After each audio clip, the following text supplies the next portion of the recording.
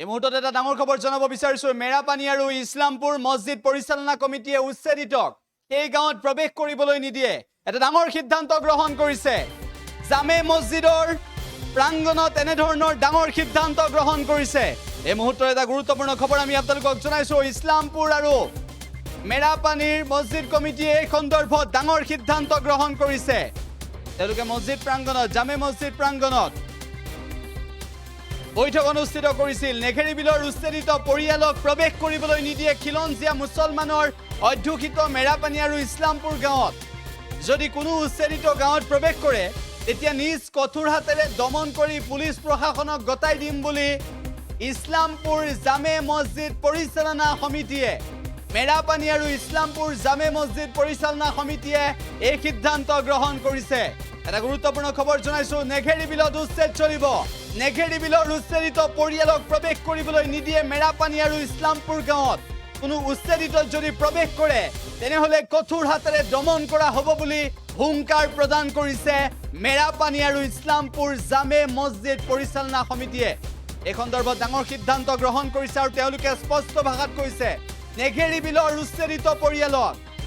তেওঁলোকে মেৰাপানী আৰু ইছলামপুৰ গাঁৱত প্ৰৱেশ কৰিবলৈ নিদিয়ে যদি কোনো উচ্ছেদিত প্ৰৱেশ কৰে তেনেহলে নিজ হাতেৰে তেনেহলে তেওঁলোকে নিজে সেই প্ৰচেষ্টা ল'ব আৰু গাঁৱৰ পৰা আঁতৰাই দিম বুলি মছজিদ সমিতিয়ে আজিৰ দিনটোত সিদ্ধান্ত লৈছে মেৰাপানী আৰু ইছলামপুৰ জামে মছজিদ পৰিচালনা সমিতিয়ে এই ডাঙৰ সিদ্ধান্ত গ্ৰহণ কৰিছে আৰু ইয়াৰ পিছতে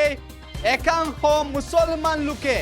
এনেদৰে হুংকাৰ প্ৰদান কৰাক লৈ আন একাংশ ক্ষোভিত হৈ পৰা পৰিলক্ষিত হৈছে এই বিষয়টো কেন্দ্ৰ কৰি এতিয়া ক্ৰিয়া প্ৰতিক্ৰিয়া অব্যাহত আছে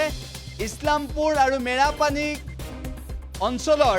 এই জামে মছজিদ পৰিচালনা সমিতিৰ লোকসকলৰ সৈতে সেই উচ্ছেদিত লোকসকলৰ আৰু এই সন্দৰ্ভত পৰৱৰ্তী সময়ত কি হয় দেখা যাব কিন্তু আজিৰ দিনটো তেওঁলোকে সেই সিদ্ধান্ত গ্ৰহণ কৰিছে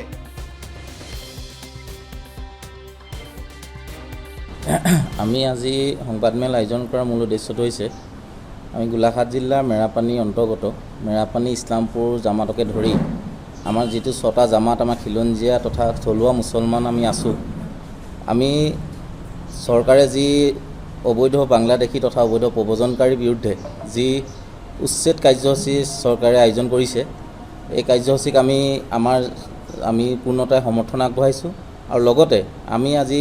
কেইটামান সিদ্ধান্ত গ্ৰহণ কৰিছোঁ এই সিদ্ধান্তকেইটা আপোনালোকৰ সংবাদ মাধ্যমৰ যোগেদি আমি অৱগত কৰিব বিচাৰিছোঁ 2 নং নেঘেৰি বিলত যি চৰকাৰে উচ্ছেদ চলাবৰ কাৰণে যি যুঁজা আৰম্ভ কৰিছে এই উচ্ছেদিত যিসকল ব্যক্তি তথা অবৈধ প্ৰব্ৰজনকাৰীসকলে যাতে আমাৰ থলুৱা মুছলমান গাঁৱত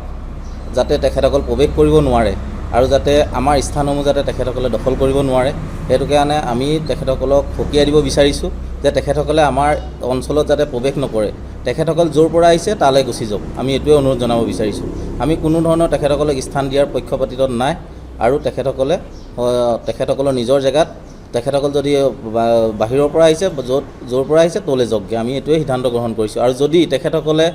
জোৰ জবস্তি যদি আমাৰ স্থানত যদি তেখেতসকলে প্ৰৱেশ কৰিব বিচাৰে তেতিয়াহ'লে আমি তেখেতসকলক আমি কঠোৰ হাতেৰে আমি দমন কৰিবৰ কাৰণে চেষ্টা কৰিম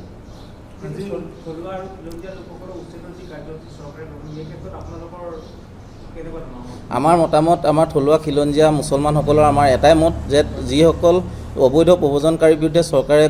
যি বিহিত ব্যৱস্থা গ্ৰহণ কৰিছে আমি পূৰ্ণতাৰে সমৰ্থন আগবঢ়াইছোঁ অসমৰ মাননীয় মুখ্যমন্ত্ৰী হিমন্ত বিশ্ব শৰ্মা ডাঙৰীয়াই যে যি ধৰণৰ কাৰ্যসূচী হাতত লৈছে এইটো অনাগত দিনতো যাতে তেখেতে এই কাৰ্যসূচী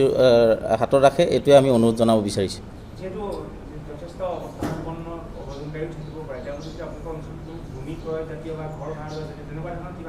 আজি সংবাদমেল আয়োজন কৰা আমাৰ মূল উদ্দেশ্য সেইটোৱে যে আমি তেখেতসকলক যাতে আমাৰ ইয়াত যাতে ভূমি ক্ৰয় কৰাটো বাদেই দিয়ক ইয়াত যাতে তেখেতসকলে প্ৰৱেশ কৰিব নোৱাৰে এইটো আমি সিদ্ধান্ত